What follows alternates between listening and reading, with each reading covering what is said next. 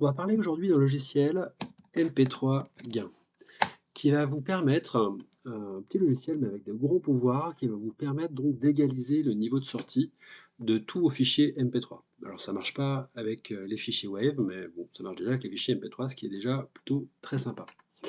Donc vous cherchez MP3 Gain sur, votre moteur de recherche, vous téléchargez donc, la dernière version stable. Même si vous aurez peut-être un message d'erreur, donc si vous avez Windows 11, n'en tenez pas compte, ça va quand même fonctionner, ça va très bien fonctionner. Donc c'est un logiciel qui est très connu et qui est très utilisé. Donc vous pouvez y aller sans problème. Une fois téléchargé et installé, vous pourrez le lancer depuis votre ordinateur. Une petite interface très simple. Donc on va vous proposer de rajouter soit des fichiers manuellement, soit de rajouter un dossier. Dans mon cas de figure, je fais un petit dossier qui s'appelle compilation sur mon bureau. Ok, je vais aller le chercher. Voilà, donc j'ai différents morceaux. Il a bien retrouvé les différents morceaux de ma compilation. Je peux donc lui demander de faire une petite analyse du niveau sonore de ces albums-là. Il va analyser le volume non pas par rapport au pic le plus haut, mais par rapport donc, à un algorithme qui s'appelle Replay Gain, qui va analyser le volume moyen d'un morceau. Donc voilà, c'est un algorithme qui est très avancé, qui permet de faire ça, et qui va vous donner donc l'illusion, quand vous avez une compile, que vous avez bien le bon volume sonore à chaque fois, en passant d'un morceau à un autre morceau, sans avoir à le modifier individuellement. Alors évidemment, si vous avez, suivant le style du morceau, si c'est des morceaux, jazz ou si c'est des morceaux, de techno, je dis n'importe quoi, la compression ne sera pas forcément la même. Donc ça peut nécessiter des petits ajustements, mais si le style est identique ou pas trop différent, ça devrait globalement très bien marcher. Voilà, donc Replay Gain si vous voulez plus d'informations sur cet algorithme. Donc dans notre cas de figure, on a bien téléchargé nos éléments. Alors là, les volumes sont quasiment identiques. En réalité, j'ai déjà fait donc, une égalisation.